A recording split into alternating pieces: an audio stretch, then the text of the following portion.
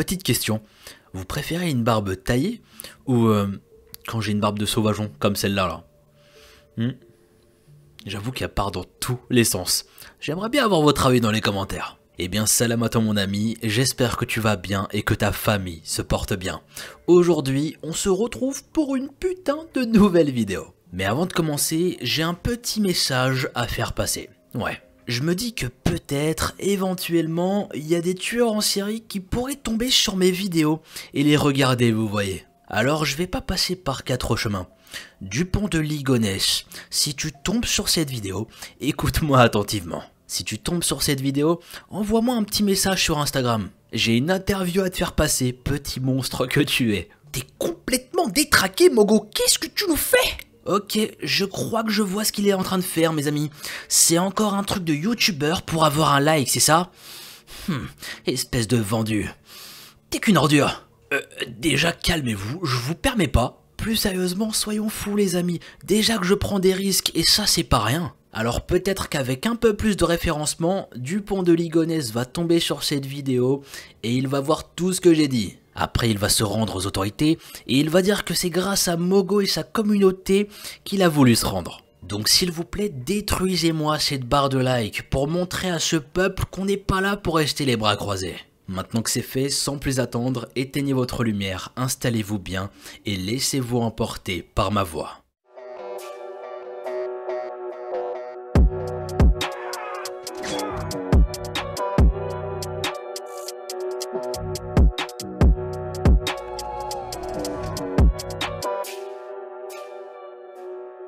Dans cette nouvelle affaire, beaucoup de documentation a été épluchée et étudiée. Il y aura des faits et uniquement des faits qui seront mentionnés. Il apparaît que même si l'on peut avoir légitimement confiance envers les institutions judiciaires, celles qui détiennent de grandes responsabilités, il ne faut surtout jamais oublier que ce sont des entreprises humaines. Et par conséquent, ce sont des entreprises qui ne sont pas à l'abri de commettre des erreurs. Nous avons pu en voir malheureusement certains exemples par le passé. Attention, même si elles sont imparfaites comme tout à chacun, heureusement que ces institutions existent. Au fil de l'histoire de l'humanité, c'est aussi grâce à elles que de nombreux droits ont pu voir le jour. Et c'est grâce à elles que nous vivons chaque jour dans des sociétés à l'abri de nombreux criminels. À côté de ces organismes spécialisés, il y a également des individus seuls, des citoyens. Il y a des personnes qui peuvent être vertueux et justes, ou à l'inverse, totalement dénuées d'une quelconque morale. Parfois, il y a aussi des menteurs. Mais le problème avec un bon menteur, c'est qu'on ne sait pas à quel moment il aurait fallu cesser de le croire. Voici la triste histoire de Corey Parker. Let's begin.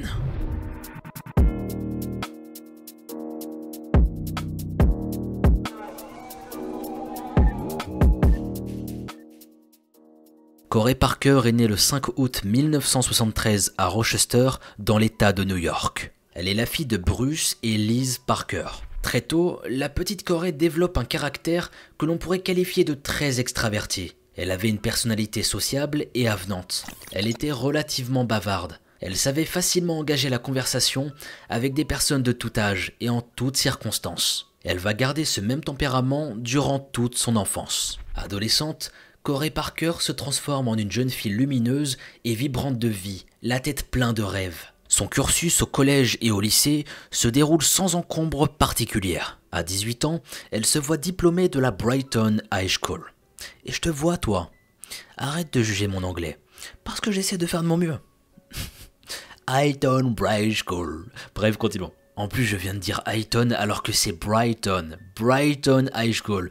Bref, là vraiment, continuons. Dans un second temps, elle choisit de partir étudier durant 2 années à la State University College, une université de la ville de Buffalo. Suite à ça, Corey songe à d'autres horizons. Ses études lui plaisent, mais elle a soif de liberté. Elle veut faire des rencontres et avoir son indépendance financière. Elle vient d'avoir 20 ans et l'océan Atlantique lui manque. Mais pas celui de New York, non. Elle ne voulait pas porter une veste la majeure partie de l'année pour pouvoir aller le regarder depuis un banc froid. Ça, c'était hors de question.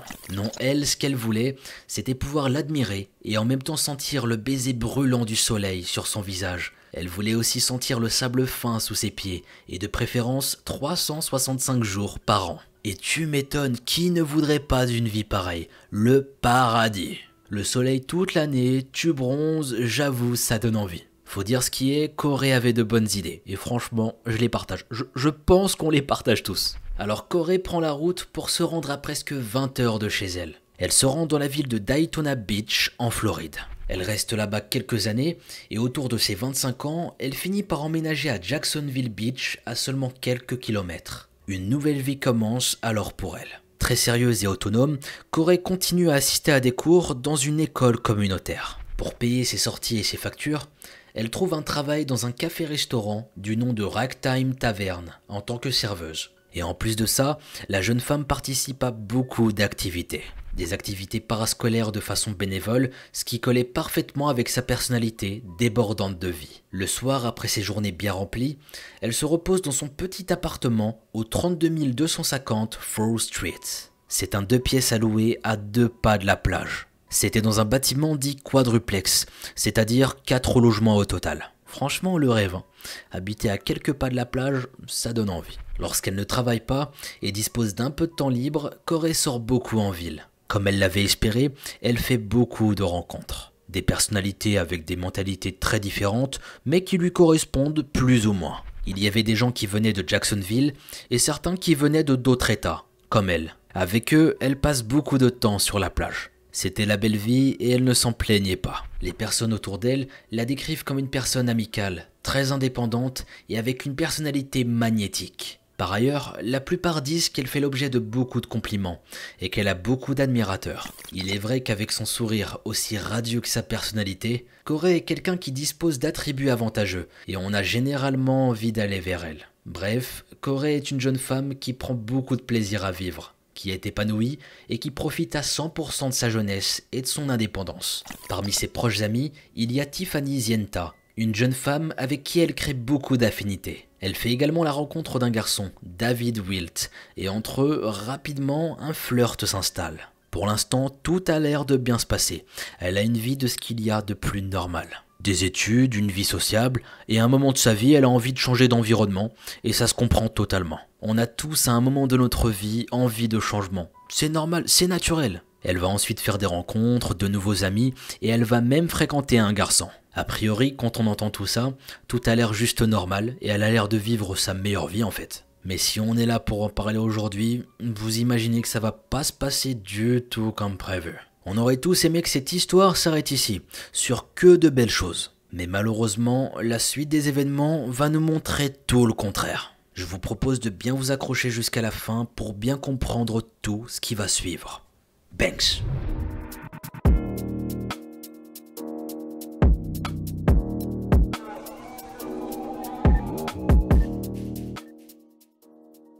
Nous sommes au début du mois de novembre. Thanksgiving approche et les habitants de Jacksonville Beach commencent à voir fleurir dans toute la ville des panneaux publicitaires annonçant les festivités à venir. Du côté de Corey, les choses se concrétisent avec David. Ils décident alors de sortir ensemble. Traditionnellement, Thanksgiving est un jour spécialement réservé pour la fête. La plupart des entreprises, comme les administrations, sont fermées ce jour-là dans tout le pays. Mais Corey, travaillant dans un restaurant, le service est tout de même maintenu. Un nombre important de clients est attendu. Elle devra donc venir travailler.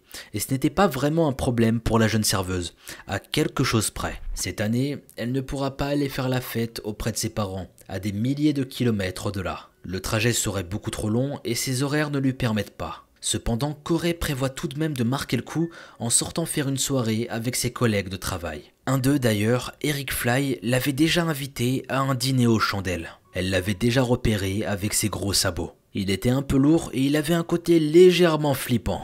Apparemment, Eric avait déjà prévu ce qu'il allait servir à manger avant d'obtenir sa réponse. Très bizarre comme comportement. À quel moment tu sais ce que la personne va manger devant toi? Ça fait un peu psychopathe stalker. Et ça, c'est réellement flippant. Eh bien, Corey préférait décliner son invitation. Elle ne se voyait clairement pas manger en tête-à-tête avec lui. Ainsi donc, le mercredi 25 novembre 1998, en fin d'après-midi, elle se prépare chez elle à son appartement du 32 250 Fore Street. Tout en préparant des tartes pour un pique-nique prévu dans les prochains jours, Corey s'habille tranquillement et met un peu d'ordre dans son 2 pièces. Elle sirote un verre d'alcool et il est alors environ 18 h. Lentement, la nuit s'installe. David n'est pas là. Il s'est rendu à Pensacola pour quelques jours. Vers 22h, Corey sort de chez elle pour rejoindre des amis. L'air est doux dehors et il fait bon. Ce soir, la petite équipe décide d'aller danser dans un bar, le Ritz. Un endroit très populaire en plein cœur de Jacksonville Beach. Là-bas, Corey fait la fête, elle danse, elle rit et elle boit jusqu'à avoir le tournis. Le jukebox ne cesse de jouer de la musique. Elton John, Janet Jackson, Usher et même Céline Dion. Oui, nous sommes en 1998. Vers 1h30 du matin, elle décide de rentrer chez elle en voiture. Il ne faut pas oublier d'être raisonnable, car dans à peine quelques heures, elle devra se lever et servir des clients exigeants. De toute manière, le Ritz ferme d'ici 30 minutes. Ses amis, quant à eux, elle ne sait pas vraiment s'ils restent jusqu'au bout de la nuit. Peut-être quelques-uns, mais elle devait rentrer. Ce soir-là, beaucoup de rencontres hasardeuses ont été faites. En tout cas, elle aura passé une bonne soirée. Enfin arrivée chez elle, Corey va ouvrir la fenêtre de sa chambre pour laisser entrer un filet d'air. Puis elle s'allonge dans son lit après s'être mise à l'aise. Là, tout est calme et silencieux. On entend à peine au loin les festivités. L'alcool n'a pas encore fini d'imposer ses effets dans son esprit. Mais la jeune femme de 25 ans parvient doucement à laisser le sommeil envahir son corps. Dans la chambre, il fait noir. Seul un lampadaire continue d'éclairer de l'extérieur. Il éclairait la porte d'entrée du petit appartement en rez-de-chaussée et la petite cour extérieure pour y accéder. À ce moment précis, Corey était en train de dormir. Elle ne voit pas que quelque chose, ou plutôt quelqu'un tout proche, s'agite. Il est dehors, devant la fenêtre, ou peut-être à l'intérieur. Ouais, il est peut-être à l'intérieur, caché quelque part. On ne sait pas trop, c'était un peu flou. À présent, il se tient devant son lit et la regarde dormir. Dans sa main, il y a quelque chose de tranchant. Le lendemain, le 26 novembre vers 8h30, le personnel commence à arriver au Ragtime Tavern. Les cuisiniers doivent préparer les aliments, les serveurs doivent s'occuper de dresser les tables. Tout le monde est à l'appel, mais on constate rapidement qu'un des serveurs est en retard. Ou plutôt une serveuse, la jeune Corey, pourtant si ponctuelle à son habitude. L'heure tourne et le patron devine que ce retard est en train de se transformer en absence. Mais il y a bien plus inquiétant. Même si jamais elle n'avait manqué une prise de poste, il sait que Corey aurait appelé si elle avait eu un empêchement. C'est une personne fiable et aux manières sérieuses. Ça ne lui ressemblait pas du tout, mais alors là, pas du tout. Louper une demi-journée entière de travail et laisser seuls ses collègues ne serait pas une formalité pour elle. Jamais elle ne ferait une chose pareille, et surtout sans prévenir. On essaie d'abord de l'appeler au téléphone, mais sans succès. Alors son directeur décide d'envoyer l'un des cuisiniers à son appartement pour prendre de ses nouvelles. C'était à 5 minutes à peine du restaurant, donc c'était assez simple. Lorsque le cuisinier arrive au 32 250 Frost Street, il tape à la porte, mais personne ne répondra. Les stores sont fermés, pourtant la voiture de Corey est bien là.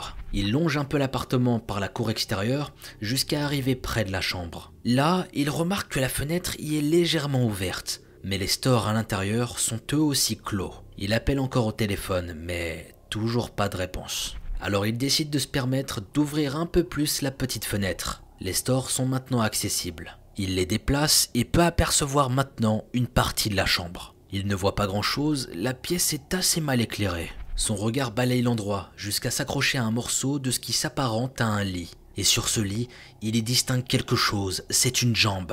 Corey serait-elle encore endormie? C'est la question qu'il se posait. Eh bien non. Et il regardait de plus près, la jambe était anormalement blanche. Et si on regarde bien, elle est éclaboussée d'une substance rouge. C'était du sang.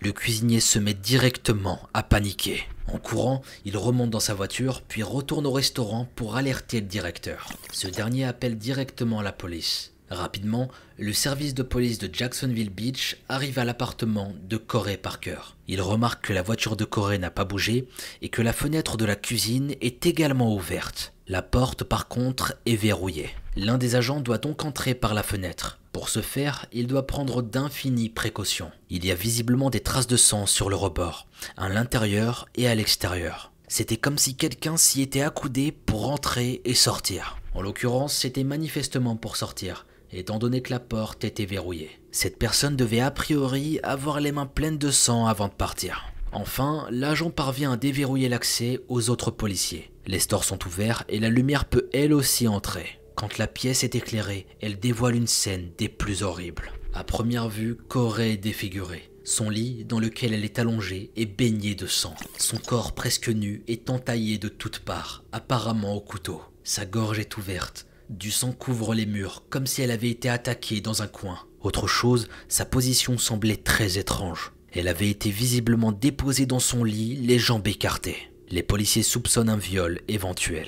La scène est cauchemardesque, l'une des plus brutales que l'équipe n'ait jamais vues. Personne ne mérite de terminer ainsi. Cette jeune femme, Corey Parker, ne méritait pas cette souffrance. Très vite, un constat est déterminé et il s'agit d'un meurtre. Les traces de mains ensanglantées sur le rebord de la fenêtre et l'état du corps en sont une preuve assez concrète. D'ailleurs, au vu de son caractère aussi brutal, c'est peut-être quelqu'un qui la connaissait personnellement. Peut-être quelqu'un qu'elle connaissait et qui voulait lui faire du mal. Quelqu'un qui lui en voulait pour une raison particulière et qui aurait préparé à l'avance son coup. Cette fenêtre pleine de traces de sang donne sur un endroit peu lumineux la nuit. C'était plutôt discret de s'enfuir par là, plutôt que du côté de l'entrée, qui elle est très bien éclairée. Les vêtements que Corey portait au bar avec des amis la veille de Thanksgiving ont été soigneusement pliés au bout de son lit. La police pense que celui ou celle qui l'a attaqué était entré dans l'appartement alors qu'elle dormait. Ils pensent que peut-être il était déjà là à l'intérieur en attendant qu'elle rentre à la maison. Il était peut-être caché dans son placard par exemple. Puis il l'aurait attaqué peu de temps après qu'elle se soit couchée. Je tiens à dire que c'est absolument effrayant. Tu vas en soirée pour te détendre d'une longue journée de travail, tu profites tranquillement. Et chez toi, il y a un individu caché dans l'appartement qui t'attend pour te faire du mal. Juste mettez-vous une seule seconde dans cette situation. Je veux pas vous rendre parano mes amis, mais c'est hyper flippant. Ça fait partie des choses qu'on redoute le plus. Jamais tu vas imaginer une seule seconde qu'un individu est chez toi, à ton insu. Ça semble irréel, quand tu rentres chez toi, tu t'attends surtout pas à ça. Enfin bref, je sens que cette affaire va nous rendre fous. Dans l'appartement, rien n'est déplacé. Il n'y a a priori aucun signe d'effraction. Il paraît clair que la lutte avait eu lieu uniquement dans sa chambre. La scène du crime est quadrillée et prise en photo. Et quand on y regarde de plus près, on y trouve certaines choses. La police recueille une paire de culottes bleues saturées de sang près de la jambe de la victime. Il y avait aussi un briquet Zippo doré trouvé sur le sol juste à côté du lit. 8 possibles taches de sang provenant de la cuisine. Et une chemise bleue mouillée trouvée pendue dans un arbre à l'extérieur de l'appartement. Voici pour les premiers éléments visibles. Maintenant, c'est au tour des experts de prendre le relais. Ils devaient s'occuper de dénicher les éléments minuscules, voire microscopiques. À peine quelques heures plus tard, le corps est transporté chez le médecin légiste pour entamer une autopsie. Et là, la police commence son enquête. Elle commence par interroger tout le voisinage et les proches de Corey. Parmi eux, il y a un frère et une sœur, les Deney, qui sont des voisins presque directs. Ils vivent à seulement quelques dizaines de pas de la porte de Corey, de l'autre côté de la petite cour. En ce qui concerne la sœur d'aînée, Shelly, celle-ci dispose d'un alibi suffisant pour être éloignée de l'enquête. Et il y a aussi le petit frère qu'ils vont interroger le jour où le cadavre de Corey a été retrouvé. Lui, il s'appelle Robert Deney. Il vit donc chez sa grande sœur qui l'héberge et travaille comme un plongeur et commis dans un restaurant spécialisé dans les grillades. Lorsque les policiers l'interrogent, il raconte qu'il a passé toute la soirée et la matinée avec sa petite amie, une certaine Heather Championnet. La veille, aux environs de 13h et jusqu'à 23h, il était avec 6 de ses collègues de travail, puis ils ont fini sur un dîner. Au total, 11 personnes attestent de sa présence. Au niveau de son comportement, la police constate qu'il n'agit pas de manière suspecte et se montre très coopératif. Par ailleurs, il n'a a priori aucune égratignure, aucune ecchymose, coupure, blessure particulière sur lui. Alors que selon les premiers rapports du médecin légiste, Corey se serait supposément défendu. Robert Deney est donc également rapidement placé hors de cause. Mais les investigations viennent seulement de commencer. Pendant ce temps, le corps de Corey Parker est confié au docteur Bonifacio Floro. Il procède à l'autopsie le samedi 28 novembre, après avoir prélevé sur son torse, ses cheveux et ses mains des échantillons d'ADN. Quelques éléments restent assez flous concernant sa mort. Malgré le professionnalisme du médecin, il ne parvient pas à déterminer le nombre de couteaux utilisés, ainsi que le nombre d'agresseurs. D'un âge assez avancé, ce même médecin tombe plus tard malade et prend d'ailleurs sa retraite. Il abandonne le dossier en cours d'analyse. Mais celui-ci est récupéré par un nouveau médecin, le docteur Margarita Arusa. Même si elle non plus ne parvient pas à trouver des réponses là où son prédécesseur a échoué, elle est certaine d'une chose. L'auteur du crime est un homme. Les chromosomes inscrits dans le sang trouvé l'attestent. Cependant, elle ne s'est pas prononcée sur le fait qu'il était droitier ou gaucher. quelques éléments qui demeurent et resteront inconnus. Des éléments qui auraient pu apporter des informations potentiellement cruciales pour l'enquête. Encore une chose, au départ, la police avait certains doutes sur un viol qui aurait été éventuellement commis. Et bien au final, pas de viol. Aucune sécrétation séminale n'a été retrouvée. Une bonne nouvelle, mais au vu des atrocités commises, la tristesse est toujours aussi forte. Les enquêteurs se tournent alors vers le petit ami de Corey, David Wilt. Mais leurs soupçons ne vont pas durer plus de 24 heures. David dispose des billets d'avion pour Pensacola, qui prouvent qu'il avait été hors de la ville quand le meurtre a été commis. À son tour, David est donc éliminé des suspects. Un des premiers suspects de l'affaire devient alors Eric Ellie. C'est un collègue de travail de 27 ans, plongeur à Ragtime Tavern et qui était manifestement attiré par Corey. La police se rend chez lui pour l'interroger. Il raconte avoir demandé un dîner en tête-à-tête à Corey le jour de Thanksgiving. Il avoue avoir été déçu de sa réponse alors qu'il avait déjà préparé le dîner. Ce détail, la police le note. Car ici on voit une certaine frustration, donc ça peut pousser à certaines choses. En creusant un peu plus, la police découvre un garçon sans casier judiciaire et qui a des antécédents de maladie mentale. Bientôt, il admet carrément avoir été obsédé par cette serveuse et qu'en plus de ça, il lui arrivait de fantasmer sur le fait d'attaquer des femmes. Des confessions qui ont le mérite d'être honnêtes, mais qui font froid dans le dos. Et toutes ces déclarations le hissent au rang de suspect numéro 1. Par rapport à Corey, il avoue même avoir déjà imaginé des viols qu'il lui ferait subir. Et aussi tout un tas de choses sordides. Mais malgré toutes ces déclarations, Eric n'est pas censé savoir que Corey est déclaré officiellement décédé. Il est encore très tôt dans l'enquête, et même l'arme du crime n'est pas encore certifiée.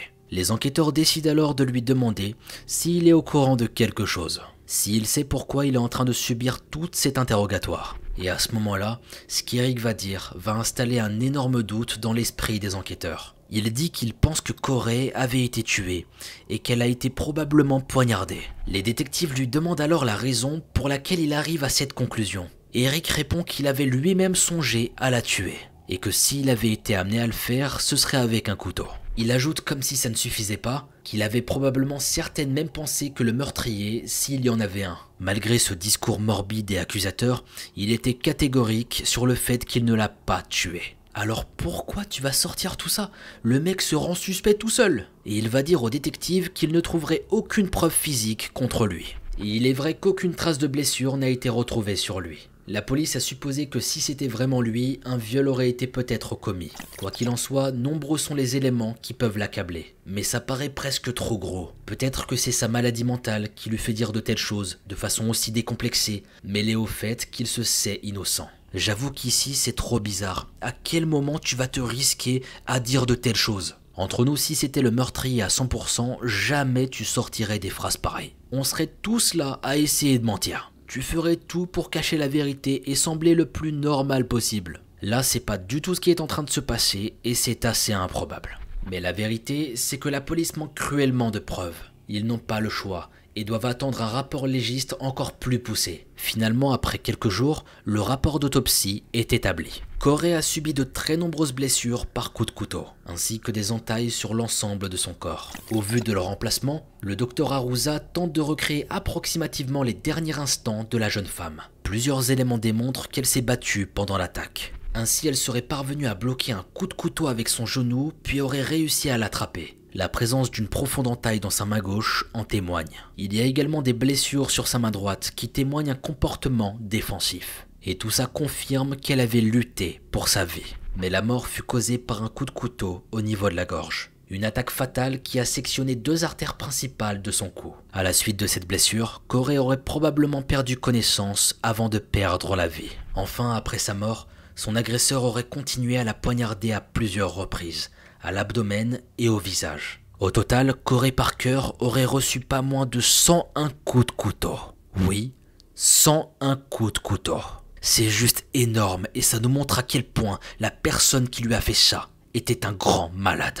47 pendant la bataille et alors qu'elle était encore vivante, puis 54 après qu'elle ait perdu la vie. Ces chiffres sont effrayants et révoltants, mais grâce à eux, l'enquête va enfin pouvoir un peu avancer. Surtout qu'en plus de ces nouvelles informations, les experts légistes font également la découverte d'éléments très précieux dans la chambre de Corey. Il y a une tache de sang qui ne semble pas appartenir à la victime. Il y a aussi 6 cheveux présents dans une culotte ensanglantée, retrouvée près du corps de la jeune femme, et une autre petite mèche de cheveux dans un autre endroit de la pièce. Ceux-ci sont tout de suite envoyés au laboratoire judiciaire afin d'y être analysés. Mais revenons aux investigations. Corey avait une autre personne qui l'admirait beaucoup, et qui était peut-être même, selon des proches, amoureuse d'elle, son amie Tiffany Zienta. Elle avait bu avec Corey la nuit de sa mort, et c'était d'ailleurs une des dernières personnes à l'avoir vue en vie. La police la convoque directement. Au fur et à mesure de l'entretien, il est constaté que certaines des déclarations de Tiffany cette nuit-là sont incohérentes. Elle va changer de version à plusieurs reprises encore et encore. Par exemple, elle parle d'un coup de téléphone qu'elle aurait fait à Corey entre 2h30 et 3h du matin. Mais ce coup de téléphone n'apparaît pas dans les enregistrements téléphoniques. La police est perplexe, mais elle a besoin de faits concrets. En ce qui concerne Tiffany, les éléments recueillis à son sujet associés aux indices trouvés jusqu'à présent ont plutôt tendance à la placer hors de cause. Pas de blessure, puis la certitude du médecin légiste sur la culpabilité d'un homme. Donc ici on était quasiment sûr que le meurtrier était un personnage masculin. Donc par conséquent, Tiffany est rayée de la liste. Pour la police, Tiffany n'avait aucun rapport avec le crime, que ce soit de plus ou moins loin. Ou du moins, rien n'a été rapporté à ce sujet. Le temps passe et l'enquête, lentement mais sûrement, commence à stagner. Environ 5 mois plus tard, les détectives décident de reconvoquer Tiffany de nouveau. Entre-temps, la jeune femme avait quitté la ville et elle avait engagé un avocat. Elle se sentait manifestement menacée par la police. Ce qui en soi, en plus de ces incohérences,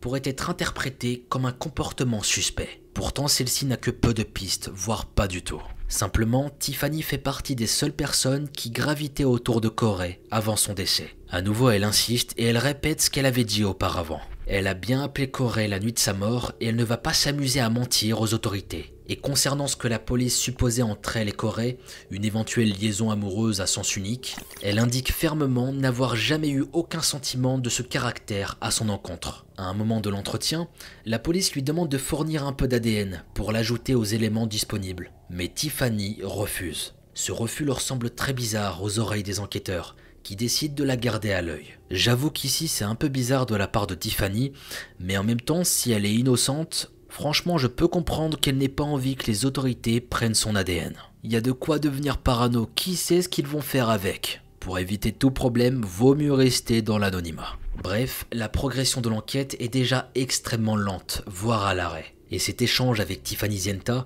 bien qu'intéressant, n'a rien apporté de nouveau à l'enquête. Tiffany disait à son avocat qu'elle avait peur de la justice, pas parce qu'elle était coupable, non, plutôt parce qu'elle s'en méfiait. Bref, encore une piste qui semble mener à une impasse, du moins pour le moment. Quelques mois avant, un soir de janvier, à plus de 3h du matin, le jeune voisin de Corey, Robert Deney, décrochait son téléphone. Au bout du fil, Julia Sedgwick, une de ses collègues de boulot. Elle lui demande ce qui se passe. Robert, d'une voix très anxieuse, lui demande de venir chez lui, il a besoin d'aide. Ça a l'air particulièrement grave et elle décide d'y aller. Une fois là-bas, c'est un garçon très dispersé qu'elle trouve, voire hystérique. Et pour cause, une terrible nouvelle vient de s'abattre sur lui. Son fils vient d'avoir un accident de voiture au Texas. La première réaction de Julia est de l'étonnement. Robert n'a pas encore 18 ans et il a déjà un enfant ? Il n'en avait jamais parlé auparavant et ça c'était bizarre. Elle se disait que peut-être c'était quelque chose de très récent. Mais ces questionnements restent sans réponse, car ce n'était pas le moment.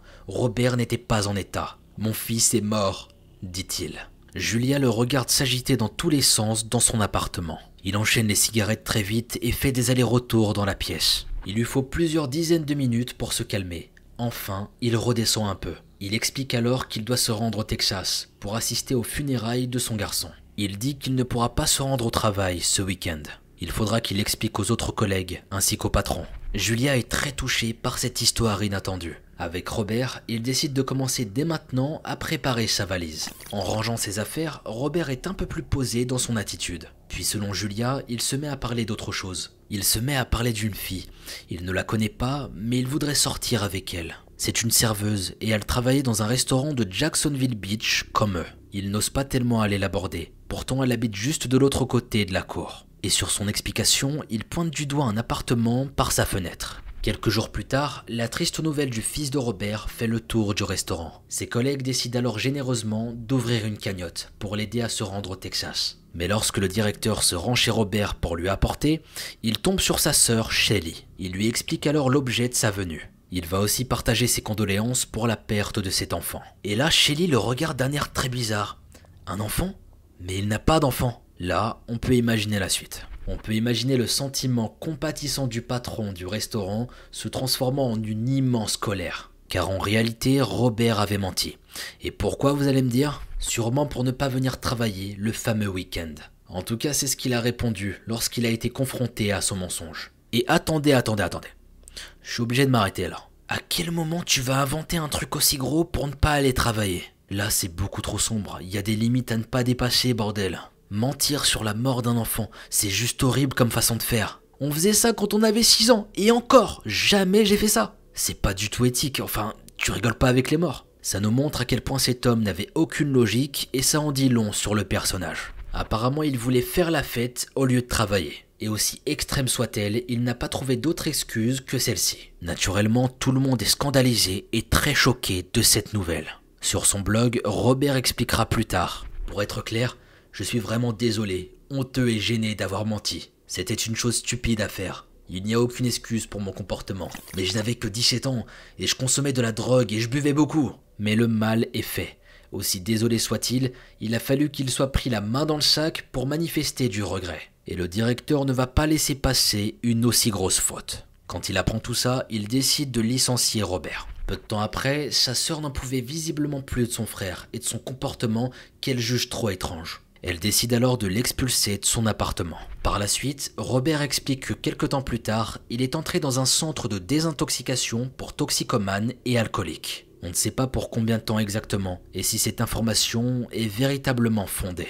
Toujours est-il qu'il semble considérer tous ces événements comme l'occasion de prendre un nouveau départ. C'est ce qu'il raconte sur son blog. Pendant ce temps, du côté de Corey, l'enquête patine sérieusement. 1 année et demie passe. La famille et les proches s'impatientent, les autorités aussi. Il n'y a que trop peu d'éléments et aucune piste concrète. Mais restez bien attentifs jusqu'à la fin, qu'on puisse découvrir qui a fait tout ça. Qui a tué Corey Parker? Les objets retrouvés n'ont pas servi à grand chose jusque-là. Et dorénavant, personne ne sait dans quelle direction aller pour avancer et enfin finir par mettre la main sur l'assassin. La seule arme véritablement pertinente dont il dispose, ce sont les empreintes ADN retrouvées sur le lieu du crime. Mais elles ne corroborent avec aucun profil présent sur leur base de données. Pourtant, ce n'est pas faute d'avoir essayé. Tout au long de ces 2 ans, il aura été prélevé des échantillons de sang sur près de 40 hommes qui connaissent Corey de près ou de loin. Et même avec ces efforts, rien n'a été trouvé. Enfin, ce n'est pas tout à fait exact. On sait maintenant que le tueur n'est probablement pas quelqu'un qu'elle connaissait. Si ça se trouve, lui-même ne la connaissait pas. Personne n'est en mesure de l'affirmer pour l'heure. Au mois de mai de l'année 2000, la police fait un point. L'enquête traîne beaucoup trop, il faut en faire beaucoup plus. Il ne faut pas que le dossier Corey Parker finisse dans une armoire poussiéreuse. Ce serait un véritable désastre à tous les niveaux. Alors il est décidé de passer à la vitesse supérieure. Une ultime carte est posée dans l'espoir de découvrir enfin une piste pertinente. Cette carte, c'est celle de l'argent. 20 000 $ en échange d'informations qui n'est pas encore connue des forces de l'ordre. Il voulait des informations qui pourraient les aider au sujet du meurtre. Des centaines d'affiches sont imprimées.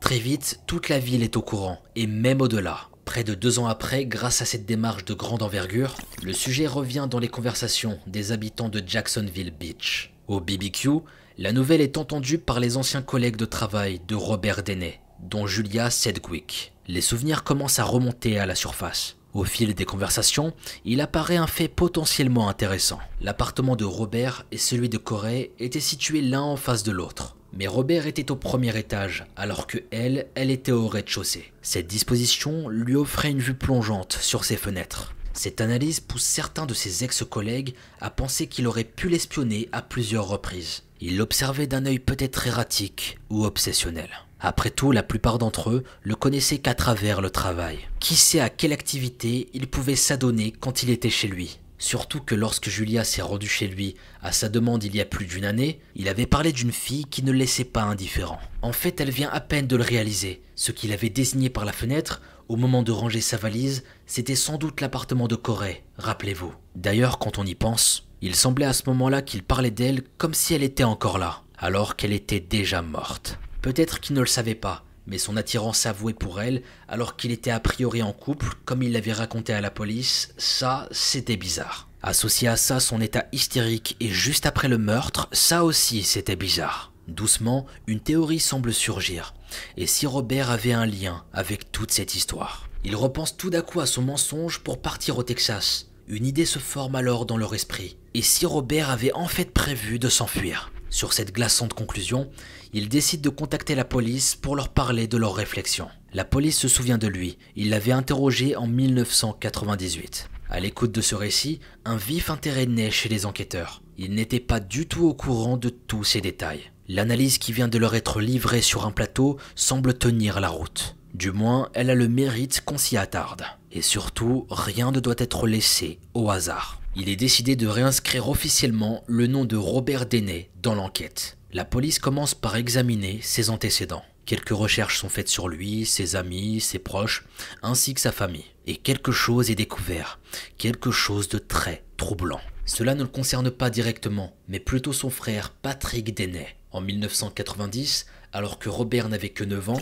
son frère a été arrêté pour avoir assassiné une femme de façon très brutale. Cela s'est passé à El Paso, là où les deux frères ont grandi. Patrick, quant à lui, est aujourd'hui en prison à perpétuité. Bien que cette sombre histoire familiale ait pour effet de rendre les enquêteurs songeurs, rien ne peut être a priori construit à partir de cela. Pour la simple et bonne raison que ce n'est pas parce que quelqu'un est un meurtrier que son frère le deviendra automatiquement. Hormis tout ça, rien de concluant n'est trouvé sur son passé. Maintenant, il faut passer à la confrontation. Ils doivent avoir une conversation avec Robert et surtout obtenir un échantillon de son ADN. Mais El Paso au Texas, ce n'est pas la porte à côté. Il faut quasiment 24 heures de voiture pour s'y rendre depuis Jacksonville. Alors avant d'utiliser ce précieux temps seulement pour aller interroger un seul suspect, il faut bien se concentrer, bien préparer les choses. Cependant, si jamais Robert Deney est le meurtrier, il ne fallait pas lui donner plus de temps que ça. Il fallait faire vite et agir. Il se pourrait qu'il s'éloigne encore plus de leur radar. Même 2 ans après, chaque seconde compte. Il faut agir vite, intelligemment et surtout avec une grande discrétion. La police contacte alors un spécialiste des fugitifs pour mener une enquête parallèle un peu plus approfondie sur Robert Deney. Un certain William Rechler, voilà ce qu'il découvre. Robert a de nouveau déménagé. Il vit désormais à Easton dans le Maryland. Il semblerait qu'il se soit rapproché de Jacksonville. Au sujet de cette période, Robert Deney écrira plus tard sur son blog. Je n'ai pas suivi les nouvelles, alors j'ai supposé que la police avait attrapé le meurtrier, et je n'y avais jamais vraiment réfléchi. En février des années 2000, j'ai réussi à nettoyer ma vie et à déménager dans le Maryland. Et c'est là que j'ai commencé à travailler comme un technicien informatique. À le lire, celui qui vient de devenir le principal suspect de cette histoire n'a pas l'air de réaliser tout le travail mis en place pour le retrouver. Il continue sa vie comme si rien ne s'était passé, comme un homme qui n'aurait absolument rien à se reprocher. Entre nous, vous y croyez, vous? On a l'impression qu'en disant qu'il voulait changer de vie, c'est un peu trop gros. Comme s'il voulait fuir un passé très sombre. On a cette impression qu'il veut fuir des choses qu'il aurait pu faire, comme un meurtre par exemple. C'est très louche, mais il faut un peu plus d'informations à ce stade. On ne peut pas le cibler aussi facilement avec aussi peu d'infos. Donc, poursuivons. En juin 2000, la police de Jacksonville passe à l'action, sous la direction du détective en chef Billy Carlile. Elle contacte la police d'Easton afin de lui demander son aide pour interpeller Robert Deney. Elle souhaite qu'il soit convoqué au commissariat. Pour ne pas éveiller ses soupçons, il a été décidé que rien ne lui serait dit pour le moment au sujet du véritable motif de sa convocation. À la place, il faudra trouver un prétexte. La police d'Easton va accepter. Et Billy Carlile se rend à Easton pour participer à l'entrevue. Ainsi donc, un jour de juin, la police entre en contact avec Robert, lui faisant allusion à une histoire de bagarre dans laquelle il aurait été impliqué. Évidemment, il pense à un malentendu et décide de se rendre au poste de police. En arrivant, les policiers l'invitent à s'asseoir sur une chaise. Il est là, face à une table, prêt à témoigner. Et en face de lui, une bouteille est posée juste devant lui, sur la table. On propose une cigarette à Robert qu'il accepte. La conversation s'engage. Il suffit de peu de temps pour que l'échange paraisse inhabituel. L'interrogé sent que quelque chose cloche. Il sait pertinemment qu'il n'avait rien à voir avec une quelconque bagarre. Mais les agents face à lui, au lieu d'essayer de véritablement comprendre, continuent malgré tout d'insister sur cette histoire, comme pour gagner du temps. Robert comprend qu'il n'est pas là pour les raisons annoncées. La police semble être en train de lui mentir. Et toute cette mise en scène avec la bouteille et la cigarette, il devine que c'est dans le but d'essayer de lui soutirer une petite quantité d'ADN. C'est là que tu vois à quel point la police, ils sont malins. Des petits génies prêts à tout pour avoir son ADN et même sans sa permission. Franchement, à sa place, vous êtes convoqué, petit interrogatoire, on me propose un café, je vous jure que je fonce dans le mur. Moi le premier, je me fais avoir direct. Ah là, je peux vous dire que vous avez toute l'ADN que vous voulez, bande de fourbes. Bref, à partir de là, deux théories peuvent être évoquées. Soit Robert se doutait du véritable motif de convocation de la police, ce qui peut paraître étrange après 2 années où il n'a a priori plus eu de lien avec l'affaire de Corey Parker. Soit la police n'a pas cherché ou réussi à être discrète dans ses intentions lors de l'entretien. Et dans une troisième hypothèse, on pourrait aussi se demander si Robert n'avait pas quelque chose d'autre à se reprocher, que personne ne savait. Toujours est-il qu'après avoir compris leurs intentions qui étaient censées rester secrètes, Robert adopte directement un comportement de défense. Il ne donnera pas le moindre échantillon de matière organique. Comme il le rapportera sur son blog plus tard, il ne faisait absolument pas confiance à la police. De plus, le fait d'avoir voulu lui en soutirer sans lui en parler directement en dit long pour lui. Il se dit que c'est sûrement illégal, donc c'est louche. Vers la fin de l'entretien, Robert n'a pas touché à la bouteille d'eau. La cigarette, il l'a terminée, puis on a placé son filtre noirci non pas dans le cendrier prévu à cet effet, mais sur son oreille. Les agents sont dépités, le plan était en train d'échouer. Dans une ultime tentative, il donne à Robert des feuillets administratifs à signer. Et il lui demande de les placer dans des enveloppes scellées, c'est-à-dire collées avec de la salive, la sienne. Il signe les documents, mais refuse de sceller les enveloppes. Puis il aurait expliqué son comportement par le fait qu'il avait deviné qu'ils essayaient de recueillir son ADN. À la fin, les agents n'ont pas eu d'autre choix que de le laisser partir. Mais ils ne vont pas en rester là. Bientôt ils obtiendraient ce qu'ils veulent, ce n'était qu'une question de temps. Quelques jours plus tard, une équipe est montée par Billy Carlile. Leur mission, surveiller Robert au travail de l'extérieur. Faire attention au moindre de ses déchets. Ses morceaux de sandwich jetés, ses cigarettes, ses canettes, ses verres en plastique. N'importe quoi tant que cela a touché sa bouche et au mieux son sang. Mais Robert reste sur ses gardes. Devenant presque paranoïaque, il ramasse désormais le moindre de ses mégots et rassemble tous ses déchets dans une poubelle personnelle qu'il ramène tous les soirs jusqu'à chez lui. Puis finalement, un matin, Robert commet une petite erreur qui va le trahir. Ce jour-là, il pleut énormément et il sort de la boutique pour fumer une cigarette. La rue et le trottoir sont trempés. À la fin de la cigarette, Robert crache plusieurs fois dans une flaque. Et c'est là qu'il s'arrête et qu'il retourne dans la boutique. Il ne semblait pas penser que ce serait récupérable. Ou il ne pensait pas que la police était en train de le surveiller d'aussi près. Très vite, le détective Billy Carlile se rue sur le trottoir et s'abaisse vers la flaque pour y récupérer le mélange de crachat et d'eau. Il l'enferme dans un tube aseptisé et l'emmène ensuite au laboratoire du FBI à Washington à 1h30 d'Eston. L'échantillon est ensuite isolé, puis comparé à celui retrouvé dans la chambre de Corey. Bingo, les deux corroborent, la mèche de cheveux et le sang. On note qu'il reste des éléments qui n'ont pas encore été identifiés. Les 6 cheveux par exemple qui n'ont pas trouvé de propriétaire. Ils n'appartiennent ni à Robert ni à Corey.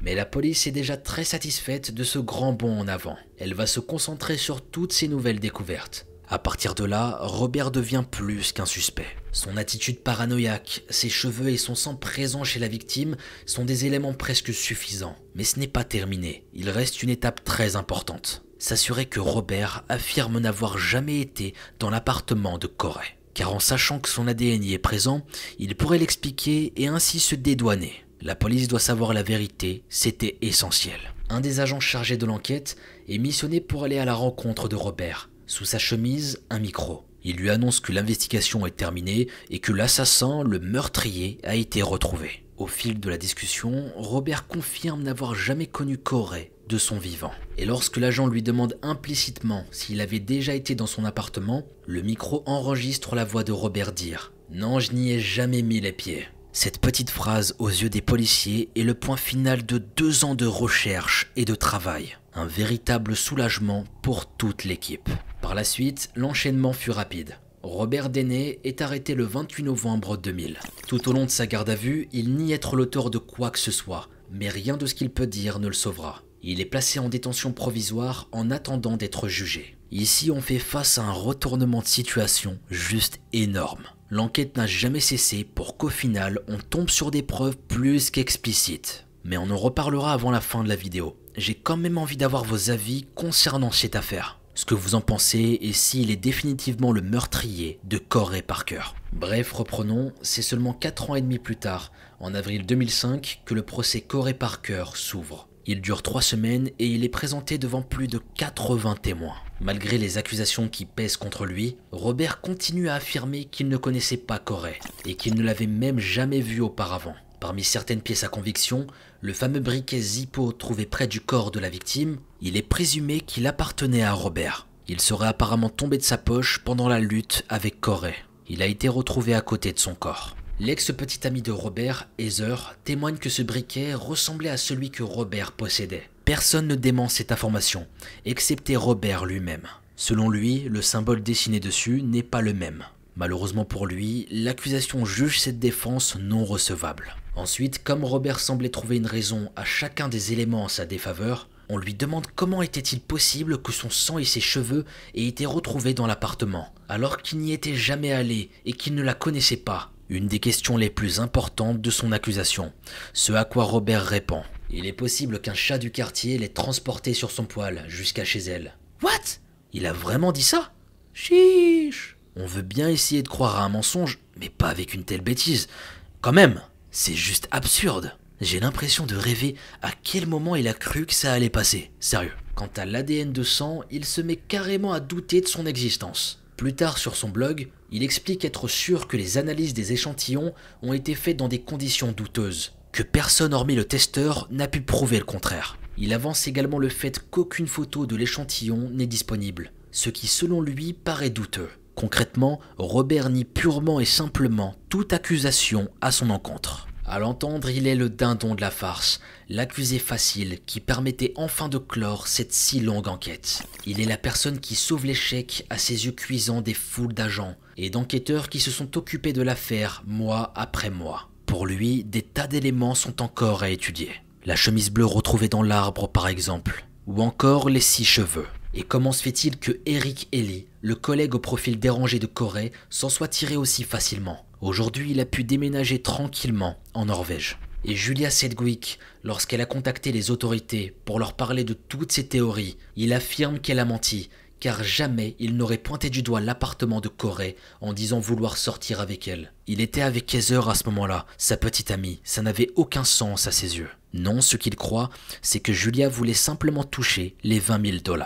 Voilà ce qu'il dit sur son blog. Il a menti pour son fils, mais il ne mérite pas ça. Et aussi les propos sur son frère. Billy Carlisle a souligné abusivement qu'il était un meurtrier. Mais quel rapport cela a-t-il avec cette affaire? Pour Robert, on l'a associé injustement à son frère pour le discréditer. D'ailleurs, en parlant de Billy Carlisle, c'est évident qu'il a utilisé toute cette histoire pour propulser sa carrière et être invité sur de nombreux plateaux de télévision. Il a aussi illégalement ramassé un échantillon de son crachat pour l'utiliser contre lui. Voilà un peu dans quel état d'esprit se trouve Robert, et durant les années qui vont suivre. Et aussi de quelle manière il se bat durant son procès, en essayant malgré la présence de son avocat, de se défendre lui-même. Cette attitude a soulevé des questions sur la gestion des preuves par les fonctionnaires. Ainsi, il leur a été demandé s'ils pouvaient leur assurer que les preuves n'avaient pas été mal gérées. Sauf que personne ne le peut. Il y aura toujours la version officielle qui incrimine Robert Deney. Cette version de la justice à qui on fait confiance. Il y a la version de Robert, qui si ce n'est pas de la simple mauvaise foi, se base sur certaines croyances, certains doutes immenses sur les véritables intentions de la police, car elle continuera des années durant, après ce procès, à clamer son innocence. À la fin de ce long procès, les juges ne prennent pas plus de 45 minutes avant de délibérer. La sentence est la suivante. Pour le meurtre de Corey Parker le 25 novembre 1998, Robert Deney est reconnu coupable de meurtre au premier degré. Il est condamné pour ça à une peine d'emprisonnement à perpétuité. Le coup de marteau du juge retentit dans la salle, marquant à l'encre noire un point final dans toute cette sombre histoire. Aujourd'hui, Robert est toujours enfermé à la prison de DeSoto Annex, en plein cœur de l'État de Floride. Beaucoup d'articles mentionnent l'affaire Corey Parker. De sa prison, Robert Deney tient également un blog, où il raconte dans un long récit sa version de toute cette histoire. Ainsi se termine l'affaire Corey Parker. Et autant vous dire qu'on fait quand même face à un véritable bourbier. Est-ce que vous y croyez sérieusement que Robert peut être innocent dans toute cette histoire? Qu'il a peut-être été accusé à tort? Vous en pensez quoi? C'est assez frustrant de ne pas avoir ses aveux. Peut-être qu'on est sur une énorme erreur de la part de la police, on sait pas. Et si on regarde bien sur internet, il y a déjà eu des cas d'affaires criminelles où ils se trompent totalement. Où tu vas prendre 15-20 ans de prison alors que finalement tu n'as rien fait. Alors certes son ADN correspond et c'est déjà beaucoup trop en soi. C'est pas normal de retrouver son sang et son ADN sur la victime. C'est un peu trop gros. Va te défendre après de telles trouvailles, c'est très difficile. Si vous avez des hypothèses, n'hésitez pas à les partager, qu'on puisse débattre dans les commentaires. Merci à toi d'avoir regardé cette vidéo. Pour ma part, c'est toujours un plaisir d'être là parmi vous et de passer de bons petits moments ensemble. Comme d'habitude, si tu veux passer un peu plus de temps avec moi, n'hésite pas à venir sur mon Instagram Mogota-sama et on pourra parler ensemble et partager plein de petits trucs. Merci à vous du fond du cœur pour tout ce que vous m'apportez. Je vous souhaite beaucoup de bien cette semaine, de kiffer cette vie, profiter avec vos amis, votre famille et surtout, mangez gras. Faites-vous plaisir et vous connaissez la recette, vous connaissez le Mogo. Sur ce, je vous dis à très bientôt pour une nouvelle vidéo. C'était Mogota.